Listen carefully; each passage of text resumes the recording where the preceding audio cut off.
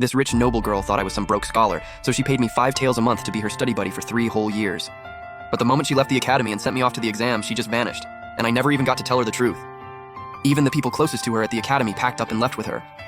4 days later, her maid tracked me down and handed me a letter. Inside was the deed to a 2-courtyard house in the north part of the city, plus a banknote worth 2,000 taels, her thank you for 3 years of tutoring.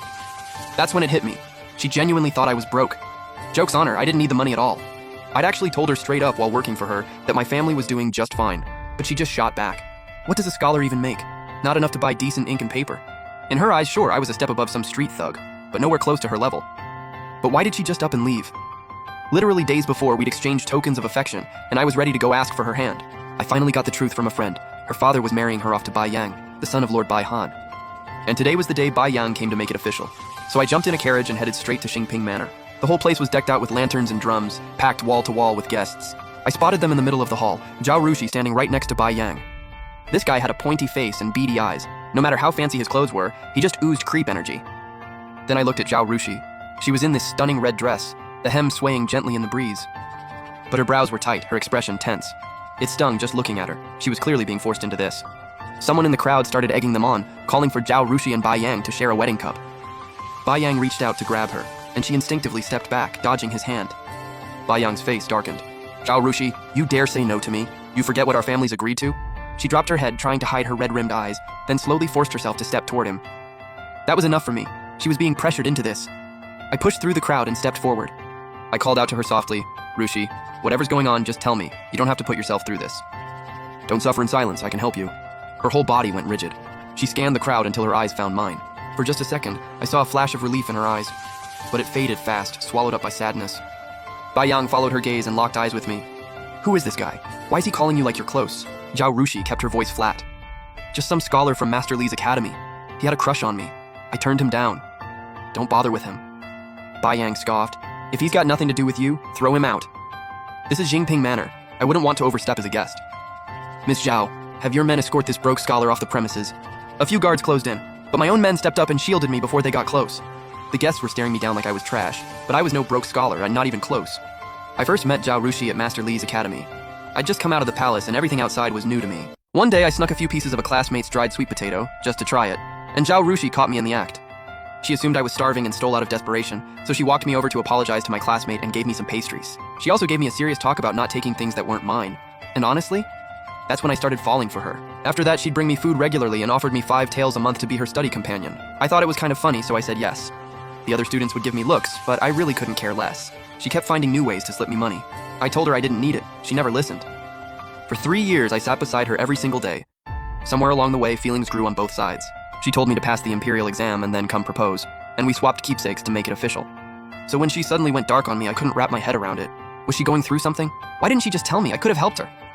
Zhao Rushi's voice broke through my thoughts, shaky, barely holding it together. Someone get him out of here. Bai Yang was eating this whole thing up, eyeing me with this smug, taunting look. He clearly already knew about us. Then Bai Han spoke up. If the young man doesn't want to leave, let him stay. One more guest celebrating my son's engagement isn't a bad thing. That was Bai Han, Bai Yang's father, dressed head to toe in black robes with a face that looked way too much like his son's. Zhao Rushi's father, Zhao Baichuan, stood right beside him, bowing and smiling, even though this was literally his own manner. He looked like a man with no say in anything. I said flatly, "Hello, sir." I didn't kneel. Bai Yang immediately exploded. "You're just a scholar and you won't bow to my father? Someone drag him to his knees." I stayed calm. No need. By imperial law, a man with a title doesn't kneel before officials. What I do want to know is, these guards knew I wasn't on the guest list. Why did they let me walk right in? Seems like the lord of this manor can't keep his own people in line. Want me to give you some tips on that? The guards dropped to their knees instantly. "Please spare us. We were stationed outside welcoming guests. This had nothing to do with us. We beg you to investigate fairly." I smirked. "Really? So where are the ones who were welcoming guests? Go bring them out here." Then I added, "Actually, don't bother. I already knocked them out and left them outside." Bai Yang lost it. "How dare you attack people in this manner? Father-in-law, punish this criminal." But Zhao Baichuan just glanced over at Bai Han first, like he was waiting for the okay. I almost laughed at how pathetic that was. I said coldly, "Go ahead. I'd love to see who's brave enough to touch me." Zhao Rushi looked at me, eyes welling up. "You shouldn't have come. This is my fault." Bai Han burst out laughing. "I'm a lord, boy. You're just a scholar. Who do you think you are, mouthing off like this?" Just then, a middle-aged man walked in from outside. General Shui Kong, the current right general. Xu Kong's voice was sharp. "Lord Zhao, you can't even be bothered with basic manners? Not a single person out front to greet guests? No wonder things keep going downhill for you." Bai Han rushed over with a big smile. General Jie, you're finally here. Come on in. You're just in time for the show. He turned to the room. Everyone, this is General Shui Kong, the sword that protects our great Zhou dynasty. Xu Kong raised an eyebrow. What show could possibly be worth this kind of build-up, Bai Han? I have to see this for myself. Bai Han sneered. Some broke scholar showed up trying to hold Miss Zhao to his little love vows. It's honestly hilarious. Only these sad bookworm types actually believe in that stuff. I'm keeping him around just to entertain the crowd. Once the banquet wraps up, I'll make sure he disappears for good. Then he looked right at me, dripping with arrogance. Kid, passion's great and all, but it can get you killed. Next life, try being born into money. I looked over at Sui Kong. He followed Bai Han's gaze and landed on me. And then he recognized me. His expression shifted for a split second, pure shock, then he locked it back down. He laughed out loud. Bai Han, do you even know who this is? You really want to be shooting your mouth off like that? You're not scared of picking a fight with someone you can't handle? Bai Han scoffed. He's just a scholar. What could he possibly be?